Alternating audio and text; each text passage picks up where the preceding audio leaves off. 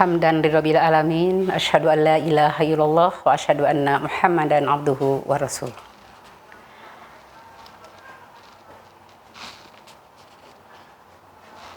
Alhamdulillah, pada hari ini kita bertemu kembali dalam program Ramadan kita. Kerjasama PP Persistri dengan Persis TV Channel. Alhamdulillah kita bisa dipertemukan kembali pada hari ini. Mudah-mudahan tetap dalam keadaan sehat walafiat. Mudah-mudahan Allah senantiasa selalu menjaga kita dimanapun kita berada. Ada sebuah pepatah, pasang surut permainan laut, panas dingin permainan musim, susah senang permainan hidup. Itu banyak di antara kita yang suka atau menginginkan hidup dengan penuh kebahagiaan. Banyak yang berpendapat kebahagiaan itu ada pada tahta, ada pada prestasi yang kita capai, ada dalam kesuksesan yang kita miliki. Mungkin juga pada jabatan yang kita miliki, jabatan tersebut itu merupakan sebuah kebahagiaan bagi umumnya orang. Tapi sebagai muslim, ada kebahagiaan yang akan kita bahas pada hari ini, yaitu 4 pilar kebahagiaan. Dalam sebuah hadis dikatakan, arba'un hisolin min sa'adatil mar'i. Ada 4 hal, 4 pilar yang menjadi kebahagiaan bagi seseorang. Yang pertama ialah antakuna jaujatuhu sholihatan. Jika kita mempunyai pasangan yang soleh, itu yang pertama, pilar yang pertama. Sedangkan pilar yang kedua, wawaladuhu abror, punya anak-anak yang berakhlak baik. Yang ketiganya, wahulato'uhu sholihin, sahabat-sahabatnya, sahabat-sahabat yang soleh. Dan yang keempatnya, yaitu yang terakhir, wa ma'isyatuhu fi baladih, yaitu usahanya ada di negeri sendiri. Itu 4 pilar yang menjadikan kebahagiaan bagi kita. Betapa tidak bahagia kalau 4 pilar tersebut kita miliki.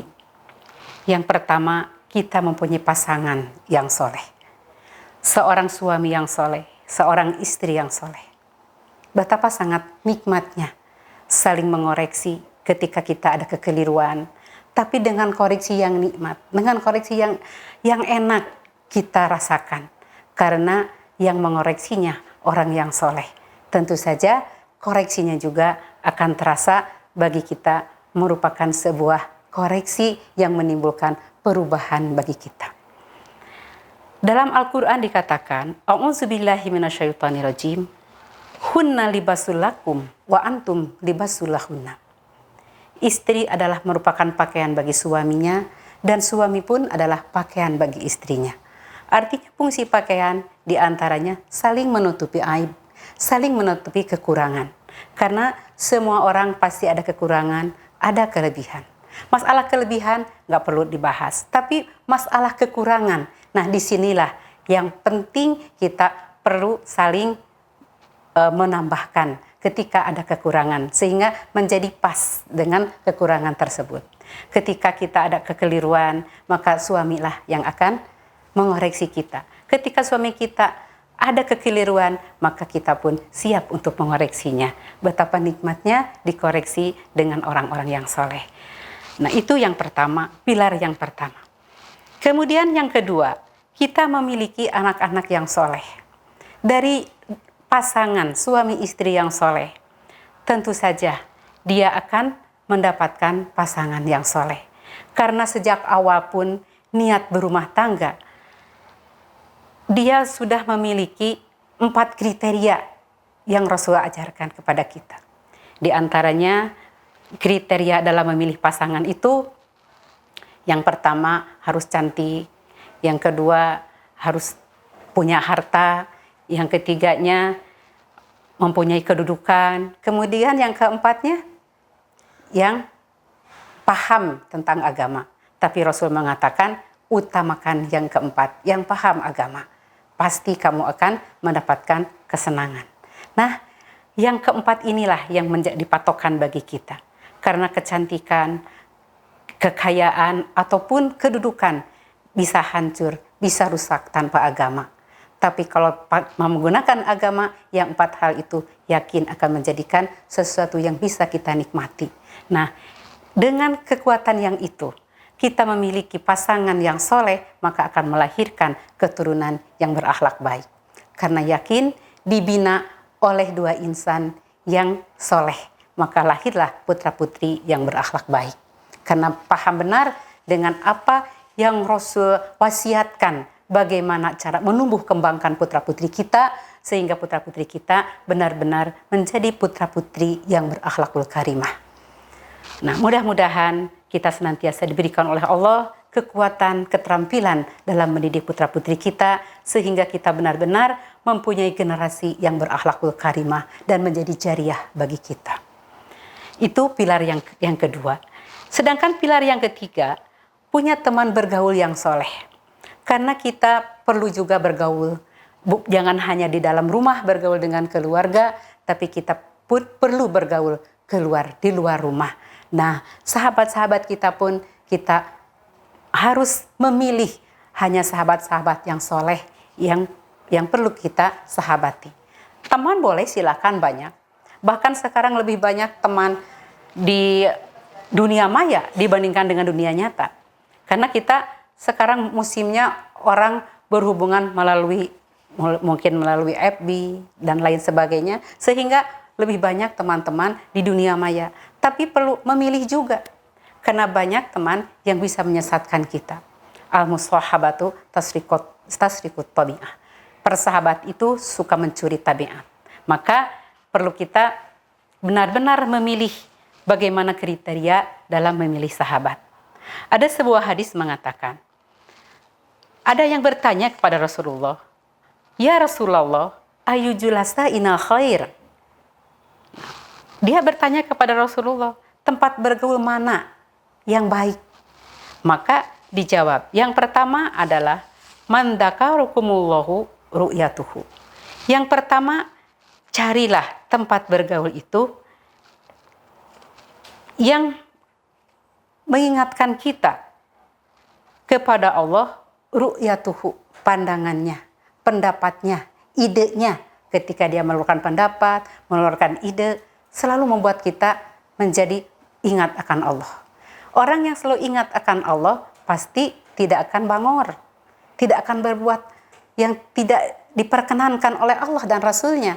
Artinya teman yang ini harus menjadikan kita menjadi orang yang senantiasa selalu berbuat kebaikan, ngabageurkeun untuk diri kita. Nah, itu yang pertama, kriteria dalam memilih teman. Kemudian yang keduanya, wazada fi ilmikum mantikuhu, dan menambah ilmu kepadamu apa yang dikatakannya. Jadi ketika kita ngobrol dengan teman tersebut, bukan menambah dosa, tapi yang tambah itu adalah ilmunya.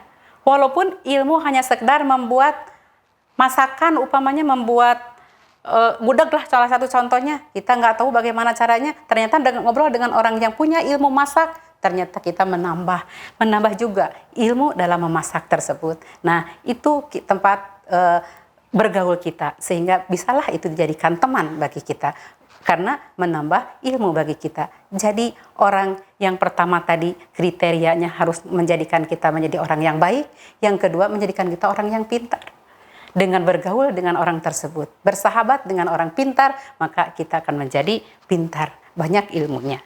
Kemudian yang ketiganya, wadakarukumu bi akhirah ilmuhu, dan mengingatkan kamu kepada akhirat amaluhu, perbuatannya, dengan sikapnya, dengan perbuatannya mengingatkan kita akan akhirat. Itulah orang cerdas menurut Rasulullah. Orang yang selalu ingat akan akhirat, kata Rasulullah, itulah orang yang cerdas. Jadi orang yang menjadi sahabat bagi kita itu adalah yang harus menjadikan kita baik, menjadikan kita banyak ilmu, dan menjadikan kita senantiasa menjadi orang yang soleh, yang selalu mengingat akan akhirat. Nah, jadikanlah itu sebagai sahabat. Jadi akan terasa nikmat. Pilar yang ketiga yang menjadikan kebahagiaan bagi kita. Dimanapun kita berada, dengan punya sahabat seperti itu, ketika kita ada kekeliruan, dia akan mengingatkan kita. Karena saat yang namanya sahabat bukan hanya saat senang, tapi saat suka dan duka selalu dia dekat dengan kita. Karena itulah sebagai sahabat sejati. Barangkali mungkin keluarga kita juga bisa dijadikan sebagai sahabat. Atau teman-teman di luar rumah itu pun bisa jadikan sahabat. Tapi tetap kriteria yang itu perlu kita perhatikan. Kriteria dalam memilih sahabat dan memilih tempat bergaul. Kemudian pilar yang terakhir, yang keempat, adalah usahanya ada di negeri sendiri. Jadi betapa sangat bahagianya kita punya kasab, punya usaha, ada di negeri kita sendiri. Tidak di negeri orang lain, harus pergi jauh. Tapi ada di negeri sendiri, bahkan kita punya perusahaan justru dekat dengan rumah kita.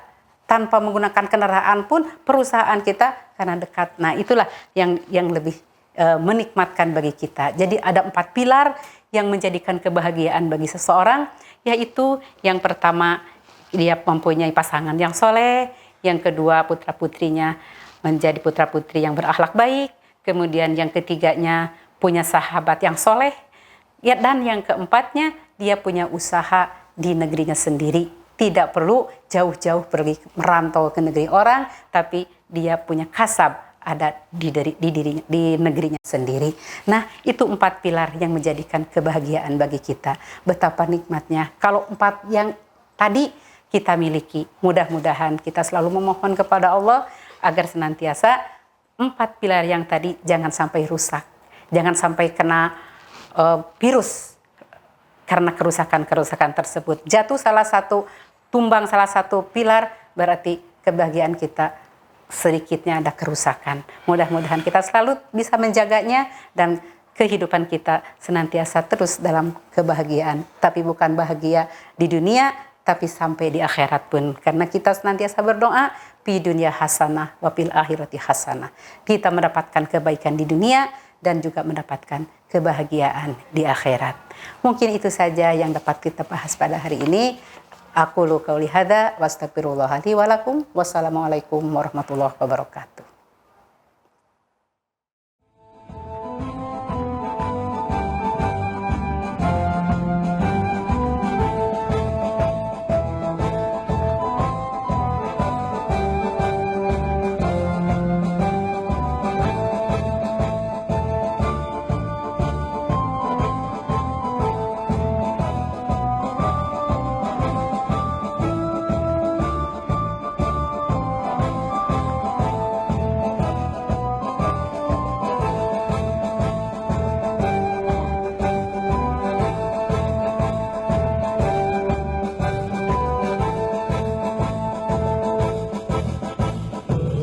Persatuan Islam, persatuan Islam, persatuan Islam, persatuan Islam, persatuan Islam, persatuan Islam.